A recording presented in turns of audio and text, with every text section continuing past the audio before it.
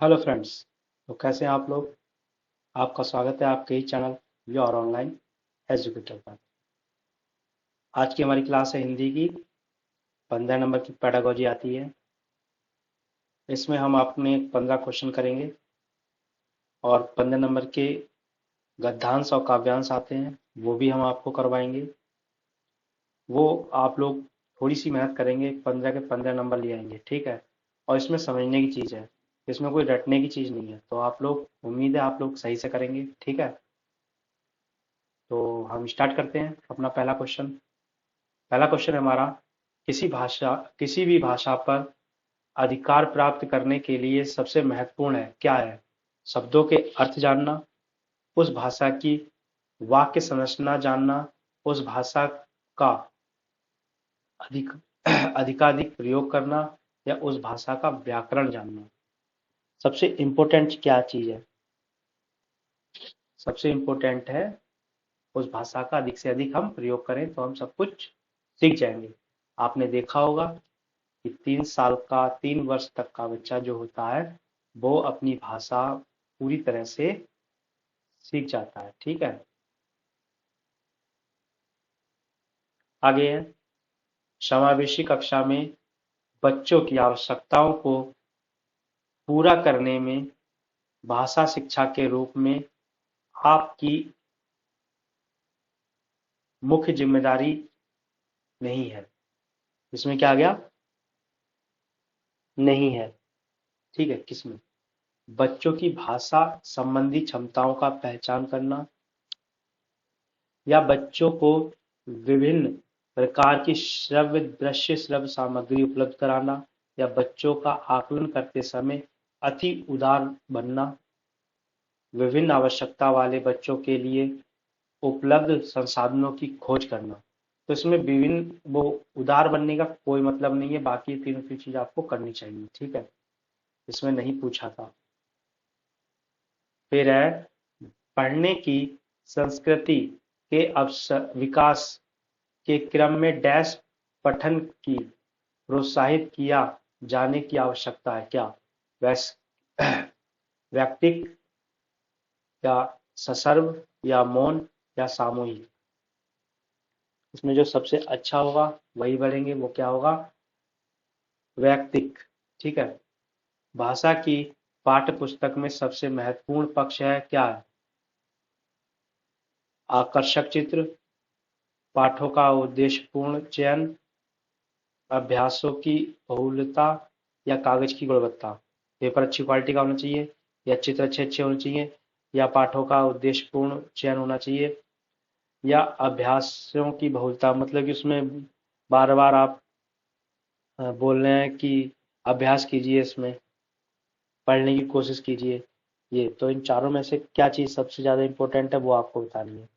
तो इसमें है बी, पाठों की उद्देश्यपूर्ण चयन था। क्योंकि अगर आप सही से उद्देश्यपूर्ण नहीं चयन करेंगे तो सब गड़बड़ हो जाएगा कि आपने बड़े बड़े अक्षरों को या ऐसे भारी भारी शब्द डाल दिए पाठों में, कहानी में, जो बच्चे पढ़ नहीं पा रहे हैं तो दिक्कत होगी। क्योंकि हम प्राथमिक स्तर की पेपर की तैयारी कर रहे हैं, उस अनुसार देखेंगे।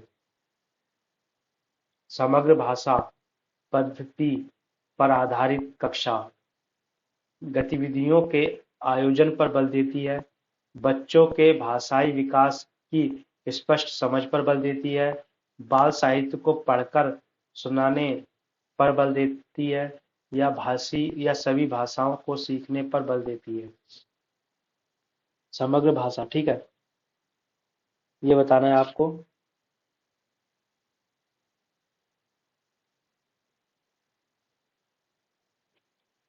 बहुत ध्यान से पढ़ें और सोचें कि इसका क्या हो सकता है। तो देखो, इसमें जो सबसे सही है वो है हमारा बी, बच्चों के भाषाई विकास की स्पष्ट समझ पर बल देती है, ठीक है। अगर वो स्पष्ट नहीं समझ पा रहे हैं तो सब कुछ गड़बड़ है भैया। विद्यालय के बाहर का जीवन और वहां प्राप्त ज्ञान एवं अनुभव भाषा सीखने के लिए आवश्यक प्रेरणा देते हैं, क्योंकि मानक वर्तनी का सम्यक ज्ञान मिलता है, लेखन की विभिन्न शैलियों का परिचय मिलता है, समृद्ध भाषी प्रवेश मिलता है, इससे व्याकरणिक नियम की जानकारी प्राप्त होती है। तो इसमें क्या है, हमारा सबसे सही है, समृद्ध भाषी प्रवेश मिलता है। मेरी कक्षा में प्रवेश लेने से पहले आमतौर पर बच्चे पठन लेखन में दत्त होते हैं, स्वयं अभिव्यक्ति जानते हैं या भाषा के व्याकरणिक नियम जानते हैं या तुतलाकर बोलते हैं। तो इसमें से आपको कौन सा, आप प्राथमिक स्तर पर पहली क्लास में बच्चा जब एडमिशन लेगा तो उसको देखते हुए आपको बताना है। तो इसमें होगा बी, स्वयं अभिव्यक्ति जानने लगते हैं कि उनको क्या बोलना है और क्या वो सुन रहे हैं, वो अपनी बात अभिव्यक्ति आपके सामने प्रदर्शित कर सकते हैं। ठीक है, फिर है, इसको थोड़ा सा ऊपर कर लेते हैं, दोनों क्वेश्चन कवर हो जाएंगे।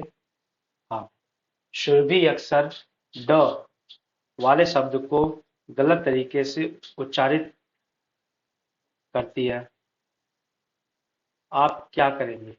उसे ड वाले शब्द की सूची पढ़ने पर लिखकर अभ्यास करने के लिए देंगे, उसे ड वाले शब्दों को अपने पीछे पीछे दोहराने के लिए कहेंगे, उसे सहजता के साथ अपनी बात कहने के लिए प्रोत्साहित करेंगे, उसे ड़ वाले शब्दों की सूची पढ़ने एवं बोलकर अभ्यास करने के लिए कहेंगे। क्या होगा उसके लिए सबसे ज्यादा सही? बच्चे को बचाना है, उसे सहजता के साथ अपनी बात कहने के लिए प्रोत्साहित करेंगे, पॉजिटिव शब्द।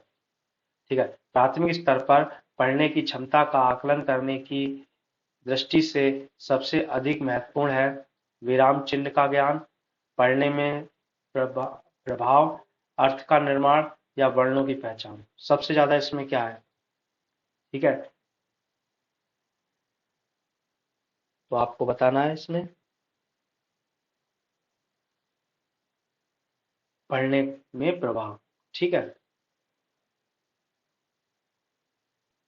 फिर हमारा भाषा की कक्षा में कहानी सुनने का मूल उद्देश्य है बच्चों की कल्पनाशील शक्ति का विकास, बच्चों में सुनकर दोहराने की आदत का विकास, बच्चों को अनुशासन में रखना, बच्चों का मनोरंजन करना। इसमें क्या है आपको, अगर हम बच्चों को कहानी सुनाएंगे तो बच्चों की कल्पना शक्ति का विकास होगा। ठीक है, और कोई मोटिव नहीं होता इसमें।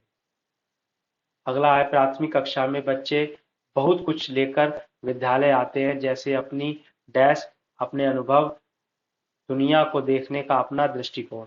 तो समस्या, भाषा, पाठ्य पुस्तकें, कमियां, तो भाषा लेके आते हैं, वो अपनी भाषा लेके आते हैं। ठीक है, बच्चे की मौखिक अभिव्यक्ति के विकास का अर्थ यह नहीं है वाद विवाद में बेझिझक होकर बोलना, कहानी सुनकर शब्द है दोहराना, अपनी कल्पनाओं की मौखिक अभिव्यक्ति, बातचीत में सक्रिय भागीदारिता का निर्वहन। नहीं, नेगेटिव वर्ड आ गया, इसमें से एक गलत होगा, बाकी सब सही होंगे।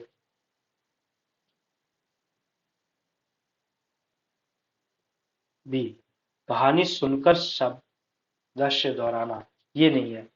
ठीक है, बाद विवाद में बेझिझक बोल सकें, ये भी है, और अपनी कल्पनाओं का मौखिक जो वो सोचते हैं वो अपने बता सकें, और सक्रिय भागीदारिता, बातचीत में अगर किसी से बात कर रहे हैं तो वो सही से बात करें, यानी शर्मा रहा हो। भाषा की कक्षा में यह जरूरी है कि भाषा शिक्षक भाषा का पूर्ण ज्ञाता हो। क्या जरूरी है कि शिक्षक कैसा होना चाहिए भाषा की कक्षा में? पूर्ण ज्ञाता हो शिक्षक, या शिक्षक बच्चों की उच्चारणगत शुद्धता पर विशेष ध्यान दे, या भाषा शिक्षक बच्चों की वर्तनी को बहुत कठोरता से ले, या स्वयं भाषा के शिक्षक की भाषा प्रभावी हो। क्या जरूरी होना चाहिए इसमें, ये बताना है आपको। तो इसमें डी है, स्वयं भाषा शिक्षक की भाषा प्रभावी होनी चाहिए। अगर वो प्रभावी तरीके से नहीं बोल पा रहा है तो बच्चे उसको ग्रहण नहीं कर सकते हैं। फिर है, प्राथमिक स्तर पर बच्चों की भाषाई क्षमताओं पर विकास करने का अर्थ है भाषाई क्षमताओं का विकास करना, ठीक है, प्राथमिक स्तर पर क्यों करते हैं? भाषिक संरचना पर अधिकार, भाषा प्रयोग की कुशलता पर अधिकार, भाषा अनुकरण की कुशलता पर अधिकार, भाषा नियमों पर अधिकार, नियमों पर अधिकार, ठीक है। तो इसमें क्या है, प्रयोग पर, ठीक है, भाषा प्रयोग के कुशलता से अगर भाषा का प्रयोग कर पा रहा है तो सबसे बेस्ट है। फिर है व्याकरण शिक्षण की आगमन विधि की विशेषता, आगमन विधि, व्याकरण शिक्षक की आगमन निगमन विधि, आगमन विधि, ये सब कुछ कराएंगे हम आपको, ठीक है।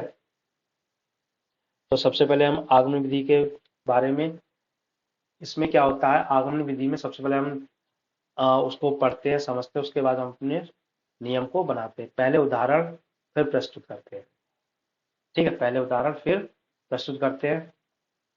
Thank you for watching, like, share and subscribe please. और कैसे कहें,